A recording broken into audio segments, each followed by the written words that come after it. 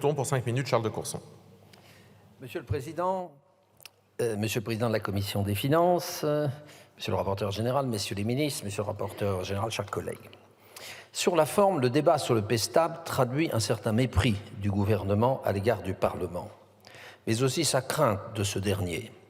Ce débat intervient après la transmission du programme de stabilité à la Commission européenne, mais sans programme national de réforme, et destiné à ne pas déposer un projet de loi de finances rectificative très dangereux politiquement pour le gouvernement. Pourquoi le programme de stabilité que vous avez adressé à la Commission européenne ce mois-ci n'est pas crédible?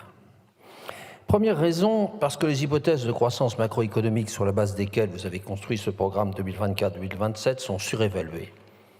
En juillet 2017, j'ai la mémoire, monsieur le ministre, vous nous aviez expliqué que grâce à la politique que vous alliez mettre en œuvre, le taux de croissance potentiel de la France, estimé à l'époque autour de 1,2, 1,3%, allait doubler et atteindre 2,5%. Il n'en a rien été.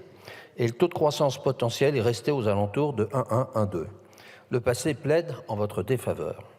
Pour la période 2023-2027, de nouveau, vous nous expliquez que la croissance va s'accélérer à 1,35% par an. Le Haut Conseil des finances publiques, dans son avis du 16 avril 2024, nous explique, je cite, « Le maintien sur longue période, 8 ans depuis 2020, d'un écart de production négatif est une configuration qui ne s'observe jamais dans les évaluations ex-post de l'écart de production.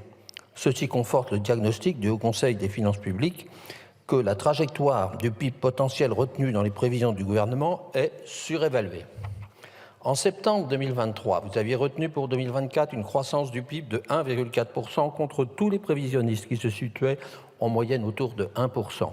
Vous venez de réduire à 1% vos prévisions, alors que les dernières prévisions retiennent un taux autour de 0,7%, du FMI, du Consensus Forecast, de la Banque de France, de l'OFCE, de Rexecode, qui est même en dessous. Vous êtes toujours en retard d'un train. Depuis plusieurs exercices, notre groupe a toujours suggéré au gouvernement de retenir un taux de croissance raisonnable de l'ordre de 1,1%. Deuxième raison, parce que vos hypothèses de modification du comportement des ménages et des entreprises sont elles aussi très fragiles. La baisse prévue par le gouvernement du taux d'épargne des ménages permettant un rebond de la consommation est discutable. Certes, le taux d'épargne des ménages est très élevé, mais croire à une baisse très rapide à 17% n'est pas réaliste. En effet, le niveau du taux d'épargne est partiellement lié à une baisse très rapide des taux d'intérêt qui bloque le redémarrage de l'investissement, notamment dans l'immobilier. Or, une légère baisse des taux d'intérêt n'est attendue qu'au second semestre 2024. Il en est de même de l'investissement dans les entreprises.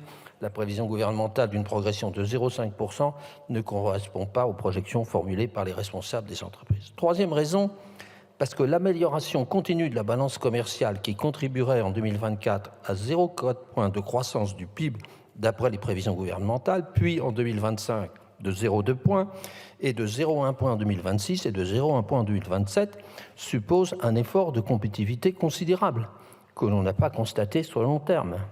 L'excellente année 2023, dans laquelle la balance commerciale a contribué à hauteur de 0,5% du PIB, au taux de croissance, s'explique plus par une légère contraction des importations, moins 0,1%, que par une légère croissance des exportations, plus 1,5%.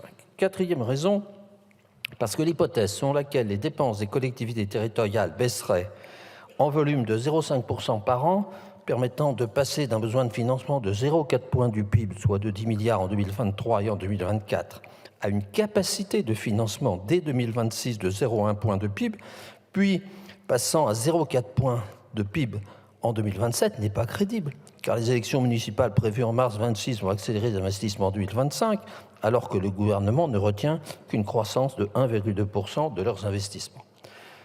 Cinquième raison, parce que les excédents croissants prévus par les administrations publiques de sécurité sociale, 0,2 points du PIB en 2024, c'est-à-dire 5 milliards, sont surréalistes. 0,6 points d'excédent en 2025, 0,7 points du PIB en 2026 et 1 point du PIB pour 2027. Soit 30 milliards. La réforme des retraites rapporterait, d'après le gouvernement, 0,1 point de PIB en 2027, c'est-à-dire 3 milliards. Et votre hypothèse selon laquelle cette réforme rapporterait 0,7 points de PIB du fait d'un accroissement du nombre de travailleurs entre 62 et 64 ans constitue une illusion car retrouver du travail à ces âges est peu crédible. De plus, la productivité baisse avec l'âge.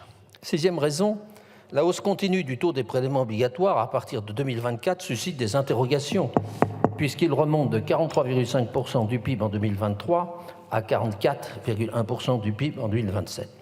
Il en est de même du montant de la dette publique, dont le poids dans le PIB remonte continuellement. Le député. Et puis, septième et dernière raison, au fond, Monsieur le ministre, 5 secondes.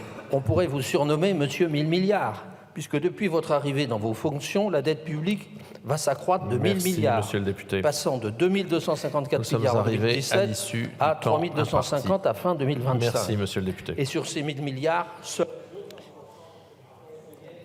C'est fini. Merci. J'ai bien vu. Je laisse Monsieur Courson descendre avant de prendre le rappel au règlement de Monsieur Brun sur la base